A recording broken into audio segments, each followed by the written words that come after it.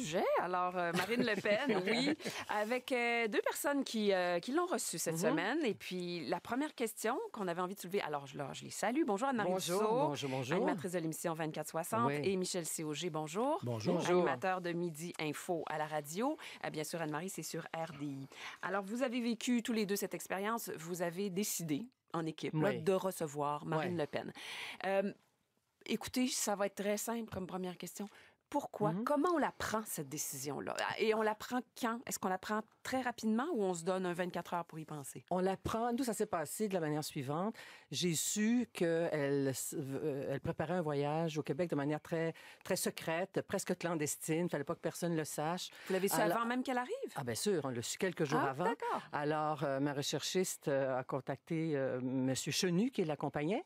Et, on voulait que, justement, parler à quelqu'un de Radio-Canada. Nous sommes très heureux. Accepteriez-vous de nous recevoir et tout. Nous, on avait quand même discuté en équipe de la pertinence, de l'opportunité. Elle se présente comme le premier parti de France. Oui, c'est pas rien. Non, mais c'est faux aussi. Je pense qu'elle se base sur les élections européennes pour dire ça. Là, mais quand tu as 2 députés sur 577, cela dit, elle était au premier tour dans les régionales, mais il y a le système français fait qu'elle n'est pas, en tout cas en termes d'élus, le premier parti de France. Cela dit, elle représente quand même 26, 27, 28% des suffrages, selon les sondages, en France. Donc, il y a une pertinence à la recevoir. Michel, est-ce que la décision c'était simple pour vous? Écoutez, ça a été offert à mon équipe. Moi, j'étais en vacances la semaine précédente, la semaine dernière.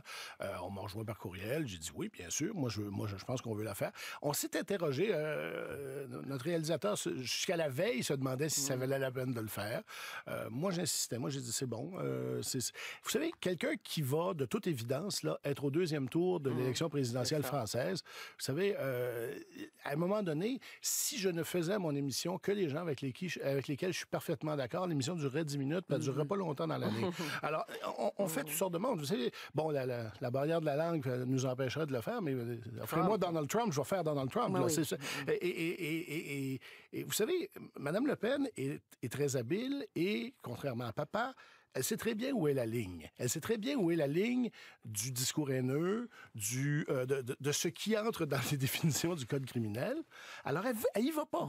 Donc là, vous aviez rien à craindre, ni un ni l'autre. Il n'y aura pas de dérapage. Il n'y a pas rien à craindre. Il peut y avoir des dérapages. Non, mais il n'y aura pas d'affirmation négationniste sur l'Holocauste. Elle va pas nier l'Holocauste. Papa faisait ça, elle a fait pas ça. Elle fait autre chose. Elle dit autre chose. Elle a dit d'autres affaires. Mais cela dit, à un moment donné, est-ce qu'on peut décider que tous les gens avec lesquels une partie de notre auditoire ne serait probablement pas d'accord, on va pas les inviter à l'émission?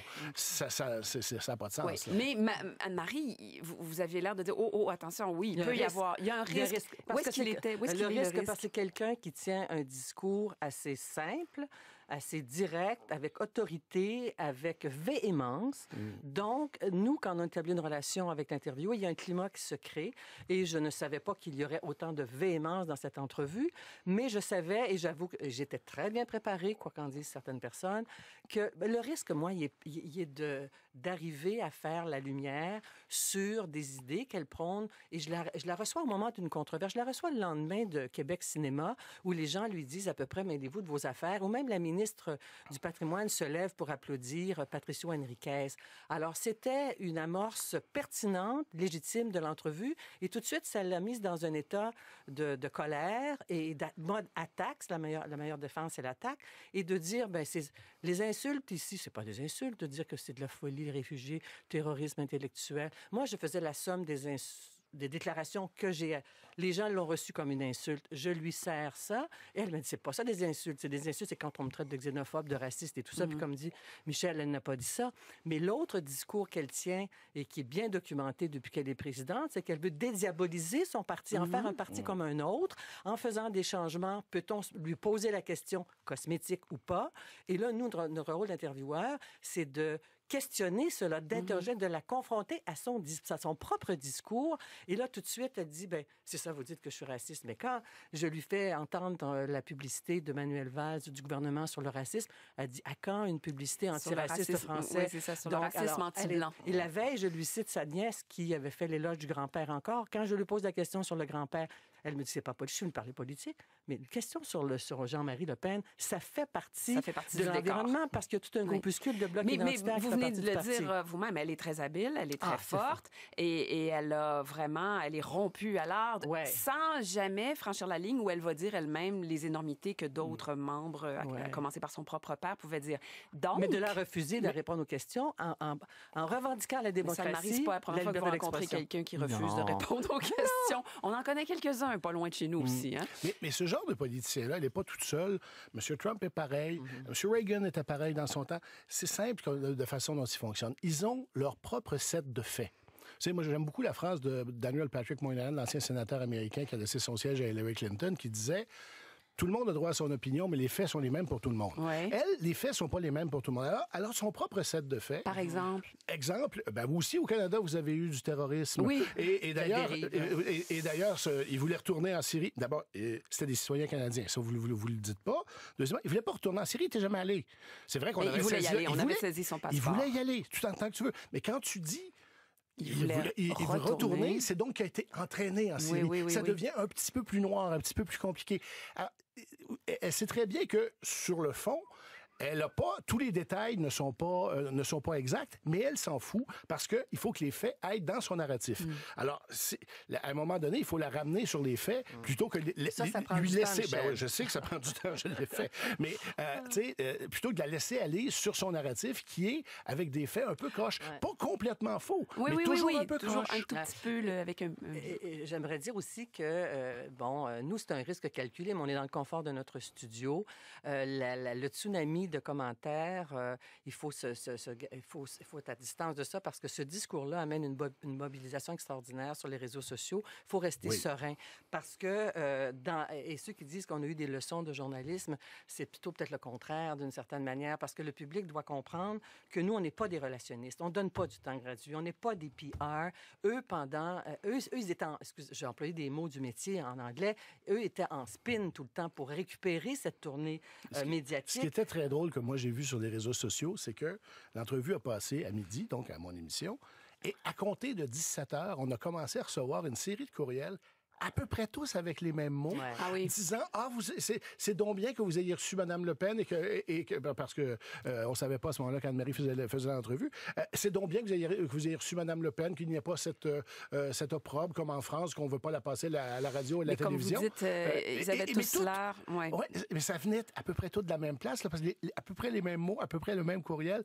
Et c'est arrivé 5 heures après l'entrevue. C'était un peu bizarre. On a trouvé ça un peu bizarre, en fait. Il y a des principes journalistiques au-delà de ça, c'est que c'est pas parce qu'on pose des questions difficiles sur un ton parfois qui peut être arrogant quand on a quelqu'un d'arrogant devant nous, qu'on manque de respect et que ces questions difficiles-là indiquent qu'on est partisan. On doit prendre le contre-pied, on doit prendre le discours ambiant, l'actualité environnante. Puis vous vivez tout ça, même nous, même si on fait pas une émission politique, on le fait, de se faire accuser d'une chose et de son contraire par l'auditeur parce que forcément... Mais de toute façon, un militant politique n'est jamais content de nos entrevues. Si, mettons, vous êtes vraiment... Mettons ça au niveau du Québec, là, un partisan de Philippe Couillard. Vous l'aimez, vous, Philippe Couillard, OK? Si je pose des questions difficiles à M. Couillard, vous allez dire, lui, c'est un péquiste, il est contre Couillard. On vit ça tous les jours. Et en même temps, le péquiste, lui, va dire, il a été bien fin, Couillard, il l'a laissé aller. Alors, ils sont jamais contents parce que eux, ils aiment quelqu'un, ils pensent que quelqu'un est bon. Alors que qu'on aime ou qu'on n'aime pas Marine Le Pen, on sera jamais assez méchant ou assez gentil. Alors, qu'est-ce qui aurait été la ligne à ne pas franchir? Il y a une chose qui a semblé irriter beaucoup de gens, c'est que dans d'autres médias, ça n'a pas été le cas ici. On l'a fait apparaître en direct et presque à titre de commentatrice au moment des attentats de Bruxelles. Anne-Marie, l'entrevue, en principe, devait être diffusée mardi et vous avez décidé de ne pas la diffuser. Absolument, et on a décidé de la diffuser seulement sur le web parce que là, on était ailleurs, parce que je ne peux pas présenter une entrevue sur faite 24 heures avant, surtout qu'il était question d'immigration. Elle est contre l'euro, contre l'Europe. Elle veut sortir la France elle est contre l'immigration, mais elle dit c'est pas raciste. Alors, évidemment, alors ça aurait été impossible. Ça aurait été impossible, c'est ça. Michel, l'entrevue a été faite en direct. Quel jour? Lundi. Elle était d'ailleurs à Québec. Elle était dans nos studios de Québec et moi, j'étais à Montréal. Donc, j'étais pas en face, là. Oui, c'est vrai. Qu'est-ce que vous auriez fait si l'entrevue avait été prévue le mardi, le jour des attentats à Bruxelles?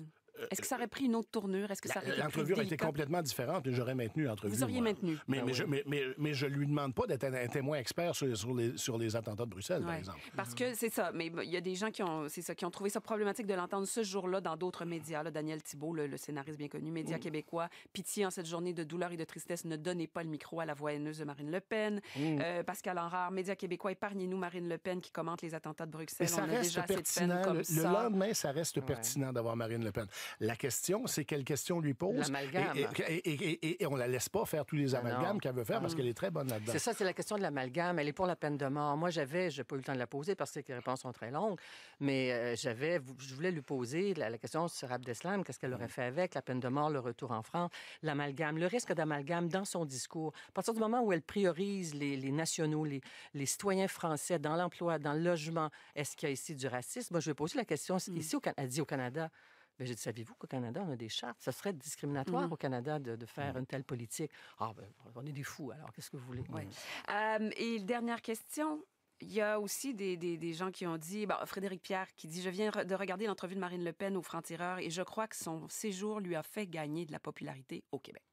J'ai pas vu les Francs-Tireurs. Non, mais peu importe. Là, globalement, je pense que c'est celle il a vu celle-là là-dessus. Mais globalement, pensez-vous que rien que le fait d'avoir pu s'exprimer sur la place publique, avec le fait, ajouté au fait... Mais on n'est pas des censeurs, Christine. Il faut... C'est ça.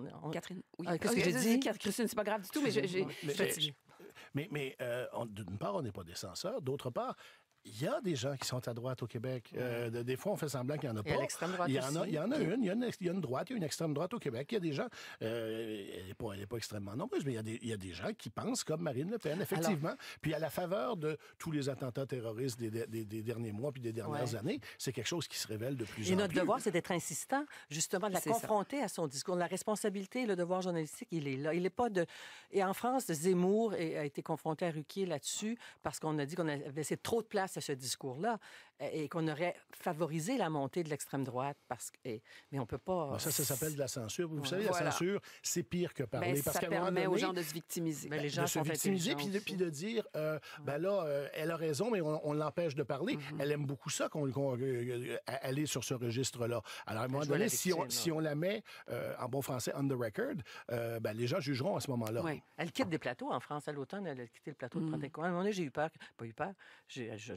Vous avez dit que ça pourrait arriver. Oui, je ne ferai pas. Alors, c'est donc un exercice qui était nécessaire. Oui. Je pense que oui. C'est un exercice qui était nécessaire. Puis, comme dit Michel, c'est là, les gens jugent. C'est ça. On n'a pas à juger, à défendre la qualité de notre travail, mais la pertinence. La pertinence de le faire, ça a l'air absolument clair. Ouais. Je vous remercie beaucoup tous les deux. Michel Cauger, animateur de Midi Info, Anne-Marie Dussault, animatrice de l'émission 24/60. Puis vos entrevues, bien sûr, on les mettra en lien sur notre site. OK. Bye-bye. On va aller... À bientôt. Bon week-end de Pâques tous les deux. Bye-bye.